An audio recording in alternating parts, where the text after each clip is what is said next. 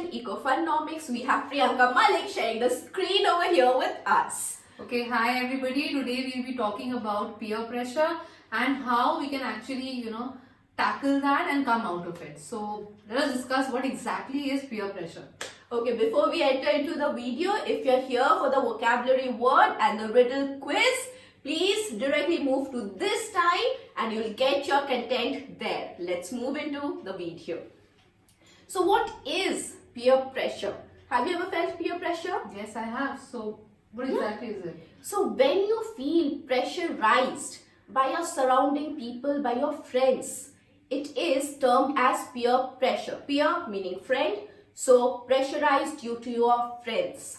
So we all actually face that now. Peer pressure can be both positive as well as negative, right? So positive peer pressure is when your friends say are going for higher education and you're actually influenced by it and you try to go in for higher education. That is positive peer pressure, as you are actually doing better than you are today. And negative can be, say your friends are into having alcohol or into drugs, and seeing that or getting influenced by that, you're also doing that. So that is negative peer pressure.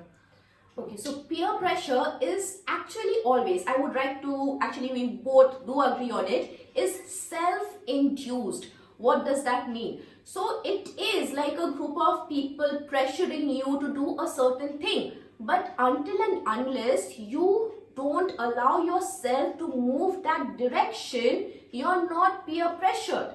But it is a self-induced thing in your brain that creates an inferiority complex in you, and you think you're inferior than that group of people, and hence you move in the same direction as that group of people they are moving, right? So Shreya, have you ever faced peer pressure in your life?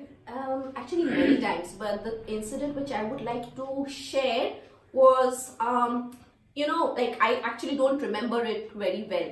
My mom always used to tell me that back in my school days, so as you can see, I have a very dusky complexion. So my friends, they were all like really fair complexioned. So, in fact, even in my PhD, I did get shamed on it.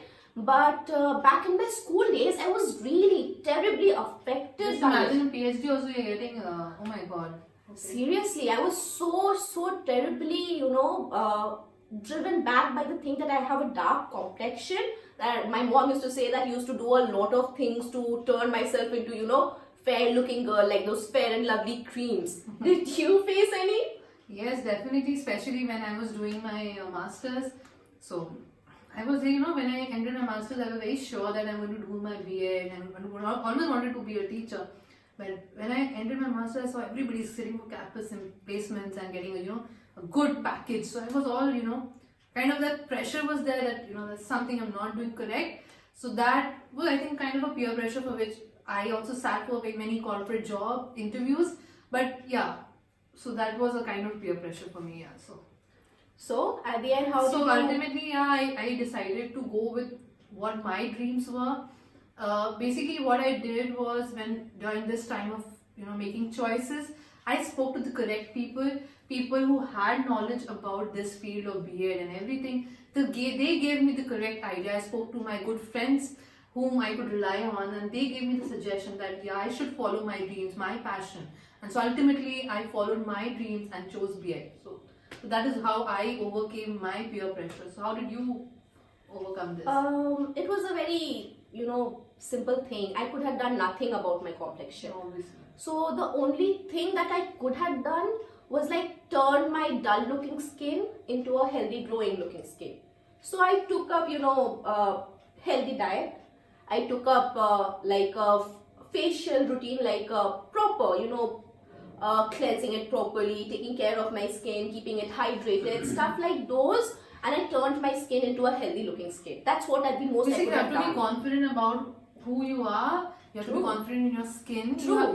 You might be fat, you might be too thin. People will criticize you, but you have to be confident in yourself. So unless you're confident, nobody is going to like you, right? That's extremely important. Correct. True. Yeah. So, Shreya, so what do you suggest? Like, how should people overcome this kind of peer pressure? So, we have talked about ours. So, then what suggestions do you give? See, there are two type of peer pressure things that you can actually face. Like one is the toxic people. Yeah, I have faced a lot. Okay. So what did you do? What do you suggest? So I've faced so many toxic people, trying to pull you down. You'll always face that wherever you are, whether you're in your job or whether you are in your school days or in your college days. So you just have to basically love yourself. That's the most important thing. True. If you don't love yourself, people will always pull you down. And if you love yourself, you have confidence, people will love you, right? So I try to just people who didn't value me, avoided them, started loving myself, focusing on myself. This is how I overcame this problem. So yeah, or you can be left lonely. Like Yeah. you are just letting the toxic people stay away from you, and at the end you are lonely. exactly, yeah. So what do you do then? What I did was basically I enhanced my skills. I began with a website. I began with the YouTube channel. I started writing. You should know there are things which make you happy. Go that way.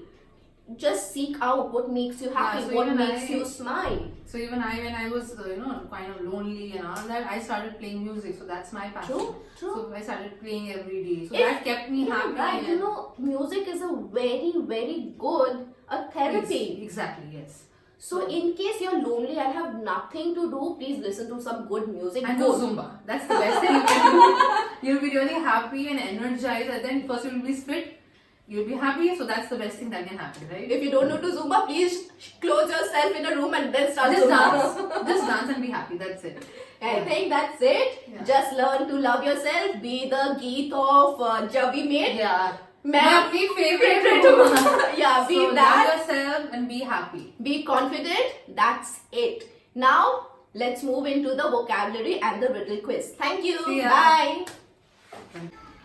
Hey there, welcome back to EduNATION Ecofunomics. I am Shreya Roy, your host for the series. I am back at Gravitea. As you know, we have collaborated with them for the riddle quiz. I hope you people are participating and enjoying the quiz. We received a lot of your answers and we will definitely disclose the winner of the entire month soon after we complete all the episodes of January. So, the word of the day is obviously with the alphabet E, and it is edify.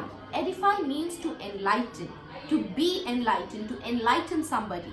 So for example, I can say that my goal as a teacher here is to edify my students with some knowledgeable concepts. I hope that made sense and you learned something new. Here at Cloud Gravity, I am going to tell you about Earl Grey. It's a special type of tea, It has antioxidant properties. It protects you from diabetes. It helps you fight heart diseases. It's a great tea. I never drank it though. I would try it definitely. You are asked and requested to come here and try the speciality and the variety of tea that this museum offers. Okay, riddle time.